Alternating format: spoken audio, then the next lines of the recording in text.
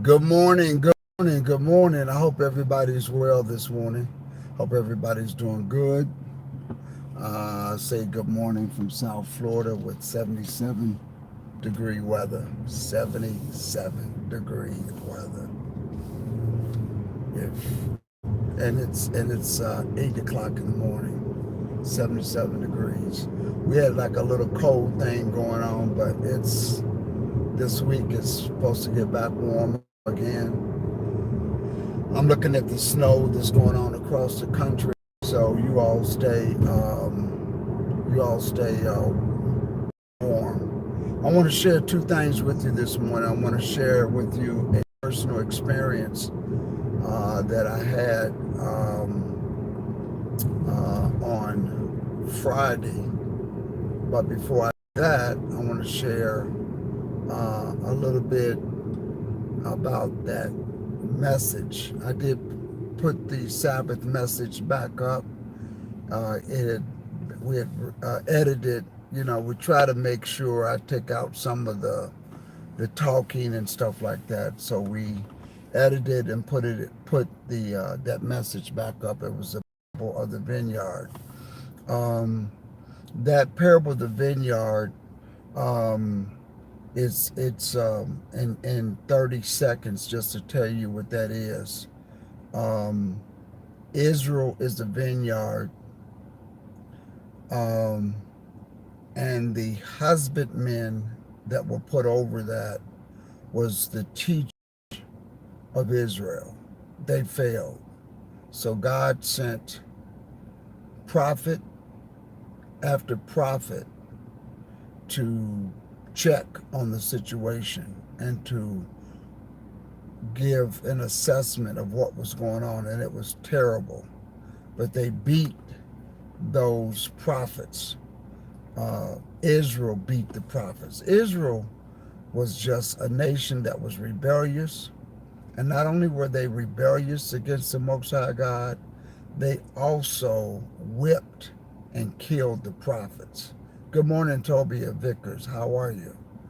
So they did that. So not only were they rebellious, but they whipped and killed the prophets. Remember, Ezekiel was whipped.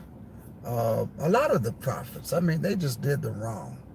Um, and the son that he sent, that was heir, of course, was the Messiah. And they killed him also.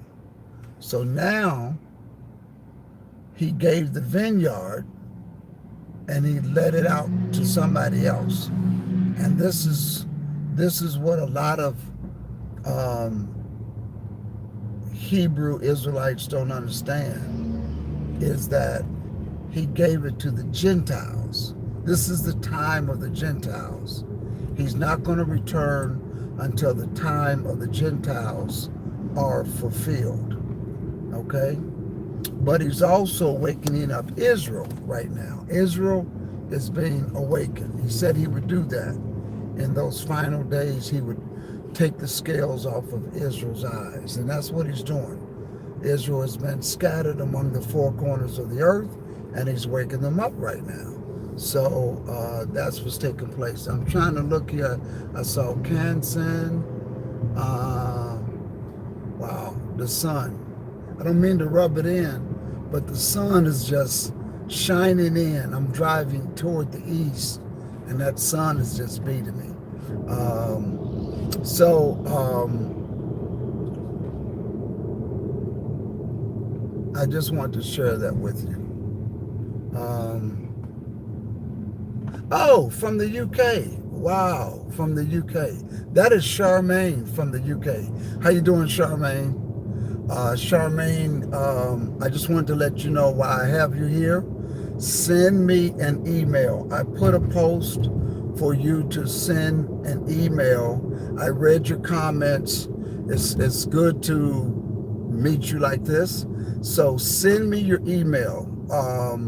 I don't know what time it will be at the UK on 8:30 Eastern time here. Like right now it's 8 o'clock 20 in the morning. So I don't know what time 8:30 will be PM on a Friday where you are, but send me an email, okay? And there's an app you have to download. I'll send you the instructions once you send me your email, because we would love to have you be a part of the Bible study in our panel. So that would be great. So she says it's now 1:20. Okay. You're giving me military time. Okay. So it's 13:20, it's 1:20, so it's 8, 9, 10, 11, 12, 1. Wow. That means at 8 o'clock, it's going to be 1:30 in the morning. Wow. I hate to do that to you. Well, who knows? If you're able to, please join us. Okay? So let me share this experience with you. And on Friday, I had an accident. Somebody hit me from behind. A lady hit me from behind. Okay? So I looked at my bumper. Wasn't much, it's the bumpers are nowadays plastic. They're plastic. But when you do, when somebody hits them, there's styrofoam on the other side, and there are these accordion squares. So she hit me not hard, but hard enough that the imprint on the accordion squares on the inside of the bumper, they show. So not really bad, but I didn't want to drive around in case I ever, usually people trade their car in after so many years, and they will take off every dent that you have on the car. You know that. So the lady's telling me, no, there's nothing wrong with your car. She says, I don't see anything. So she took a picture of it, and I says, well, I know my car. I feel it. And so she says, okay, I'll call the police. So she did. She called the police. They did eventually show up. But in between the police showing up, she put somebody on the phone who claimed to be the insurance company. Now, I know that an insurance company doesn't normally get on the phone, normally, with the other person, the other driver. But what they said was, what this lady tells me was, she says, well, I just saw the pictures. She says, I don't see anything wrong with your bumper. This is what the driver was telling me, the insurance company for the driver, the supposed insurance company. So I'm sitting there, and they says, well, we don't see anything wrong with your car. Do you want to just work it out with the driver? And I'm like, that don't sound right. Nobody says that. So, at that point in time, I just knew that the lady was just really trying to get me to go away. And so I'm sitting there and I'm waiting, and I says, no, my car has a dent on it. I said, it's not big, but it's damaged, and I want to report. Now, the police got there, and right away, he jumps on the side with the lady. Right away. I mean, he wasn't even standing out of his car 5 seconds. And he walks up, and he looks at my car, he looks at her car, and he says, where's the damage? I don't see any damage. And I said, I got damage on my bumper. He says, well, you guys need to move your car out of the way. I mean, I can't believe I'm just coming to this. So I looked at the guy, and I tell him, I said, listen, I got damage on my bumper, but I want you to make a report. Well, he doesn't want to make a report. So I said, my car was hit, and I want to document what happened. Irregardless if you think there's any damage or not, I want you to document it, please, officer. And so he says, like sign, let me have your driver's license. So I give him my driver's license. She gives him his. So she's steadily saying, I don't see the damage. And so I said, well, who was that on the phone that I was talking to? She says, my insurance company. I says, well, when I asked them what was the name of the insurance company, they refused to give it to me. Insurance companies don't do that. And she says, no, they do. I says, no, they don't. They don't do that. So I said, do you have insurance? She said, I have Geico. Now, at this point in time, I know that she called the police, number one. Number two, my theory is she does have insurance because she wouldn't have called the police. And I allowed her to do that. And she wasn't denying that she hit me. She was just refusing. We lost each other for a minute. So she was just refusing to believe that there was damage. That's all. She just refused to believe that there was damage. So I told her to take her hand across my bumper. She could feel it. And so then the officer is sitting there, and the lady, we both had pulled off the road. Now she's in front of me, and he's facing us. I can look at him through his windshield, and he's sitting there, and he's just going like he can't believe that I'm making an issue, right? So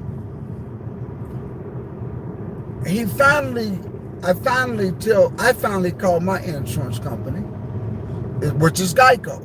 And she told me she had Geico. And Geico says, well, number one, we would never talk to the other driver and get them and look at a photo. We would never do that. So your assessment is right. She probably did not have her insurance company on the phone. She could have had a friend. But if she says she is Geico, that's fine. It makes the process easier. When you get the police report, call us back, yada, yada. So the officer, now in Florida, if you hit somebody from behind, you automatically get it. Now, I'm not in favor of the lady getting the ticket, because one of the reasons why she wanted to resolve this between her and I, because she did not want to get a ticket. And I told her, I will ask the officer not to give you a ticket. I said, because frankly, I don't think that you should get a ticket. And so I said, I'll do that, because even if they give you a ticket, I have to show up in court, and I'm not going to show up in court. So they're going to throw it out anyway. So she says, yeah, but I got to go through the house. So I said, well, let me talk to the officer. So anyway, the officer, still upset with this process, he looks at the car and he gets out and he says, are you sure that wasn't already there? And I looked at this guy and I said, so you do see something, right? He says, yeah, but are you sure it wasn't already there? I said, number one, you see something. That means something happened. Number two, I resent the fact that you calling me a liar, officer. And I said, I looked at his name tag. And I said, I worked city government for 30 years, man, and I know what your job is. And I said, let me just say this to you. Make the police report, document the damage, and do your job. That's all I'm asking you to do. And I'm glad that you noticed something there, because at first you couldn't see nothing. So I can tell he's a little frustrated and he's a little vexed. But because I'm being firm but professional, his hands are tied. And that's one of the things I want to leave with you. I was firm, adamant, but professional. And so then he says, he goes back and he looks at her car. He says, well, you don't have any damage on your car. I said, after he's walking back and he's talking to her, I said, yeah, it didn't look like she had any damage to her car at all. And he looks at my car and he shakes his head again, like, you know. So, as he's walking in his car, I just, I kind of say, officer, do you have everything you need for me to complete your report, sir? Like that, do you have everything from me to complete your report, sir? And he looks at me and he wants to just, but he can't. So he shuts the door. Plus I have my daughter in the car. So he shuts his door. About 5 minutes later, he gets out and he says, here's your license back and the case number for your report. And I says, thank you. And he gives it to the lady. And of course, she's a little upset because I'm making a police report. And he says, he gives it to me. I mean, he doesn't throw it at me or, that he just gives it to me, And then after he's walking away, he says, he stops and turns and he says, by the way, I'm not writing her a ticket. And I says, wow, it's about time you use good judgment. I wouldn't have wrote her a ticket either. So thank you for using some sort of judgment during my encounter with you. I do applaud you for not writing the lady a ticket. And he looks at me and he's like smoke's coming out of his ears. And I stand there with traffic by and I said, you have a nice day, officer, and thank you for my police report. And thank you for using good judgment today. And I walked away. I said, boy, this man is hot. He's mad. But here's why I made the police report. Those plastic bumpers, they wrap around your car. It's not only the bumper, but they go down to the side. Those bumpers, to replace those bumpers is about $1,500. Even if you had a scratch on it, because it's plastic, they have to take the whole thing off. And underneath of it is the styrofoam with the accordion squares. Once you hit that, they break. And once they break, then that means once they break, they no longer can absorb the impact in another accident. I just saw my brother tune in here. I saw somebody say, hey, brother. So if I would have told that lady, okay, she would have looked at that little bit of dent that she saw, and I would have taken it to the shop, and they would have said $1,500, and I would have had her phone number and everything like that, because people do that, and you do run across honest people, and you can exchange information in the state of Florida. If the damage is minimal, you can take the person's insurance, you can take their phone number, and you can exchange information, and you can move on. It's always good to do that. You can do that in the state of Florida, and you always want to grab another driver just to be like a witness, right? And you take pictures of the accident, and you always send it to the other person's phone so that you got track record that the damage is the damage, and that way later on they won't say no, it wasn't that type of damage. So that's how you do it. Okay, so there's a common sense way to do it. But I knew, being that the lady did not want to acknowledge anything, as soon as I would have got my car to a shop, she would have said, "No way, Jose."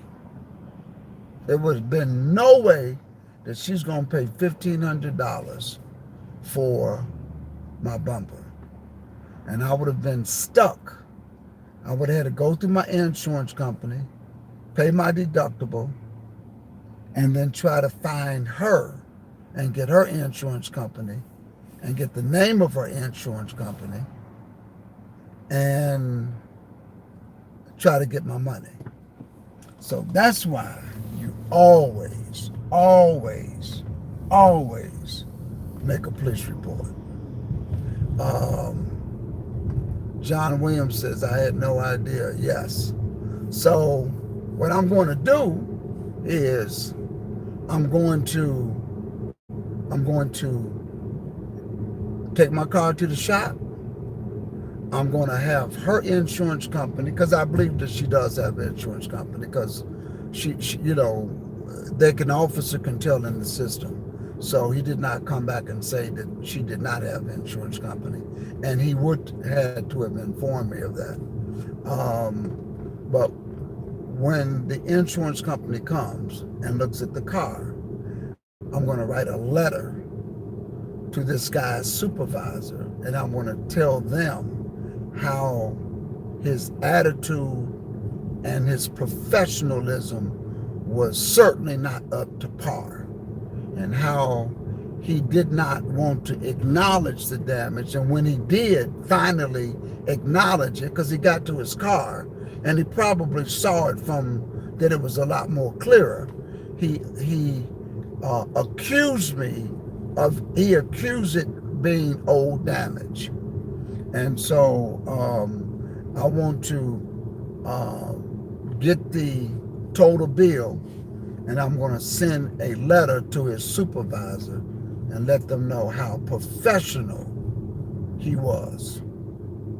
How professional he was. And what does that do? What that does is, if you don't make the right documentation in the complaint, I'm not the first person that he's done that to.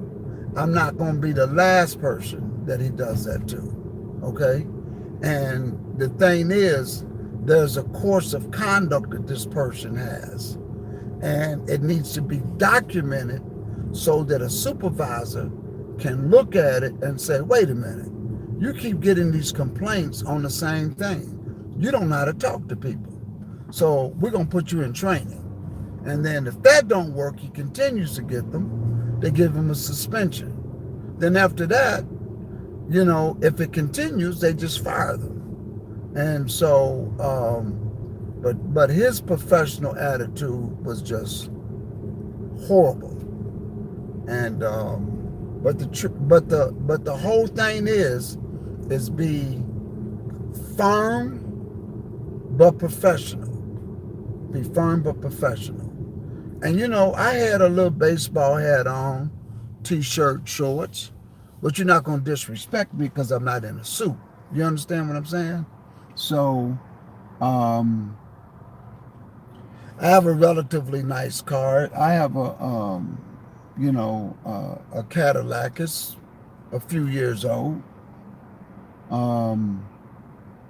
And I know that a bumper is going to cost. And it's not a big deal. You know what I'm saying? It's not a big deal, other than if I got ready to trade it in, or if I had another accident, those accordion squares have already been cracked on the inside.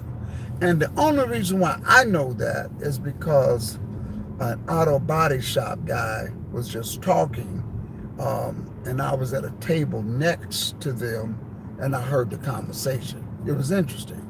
And so make those reports. And when these officers do this stuff, be professional, look at their name tag, and be firm. And even if you talk back firmly, do it, but do it professional. And then write that complaint. Send it in. Print it, sign it, and get the name of a supervisor and send it in. Send it in to, and put on there human resources. Send it to multiple places so everybody gets it. And that will stop these officers from being rude to people, because they don't care. I mean, if they think that, they can talk to you any kind of way because you dressed a certain way, trust me, they will do that. And they don't have a problem doing it to you, talking down. I just don't tolerate it. I don't care how I'm dressed. If I'm in a suit or in a pair of shorts with a t-shirt on, you're going to respect. So anyway, just want to share that with you. Peace. We'll talk soon.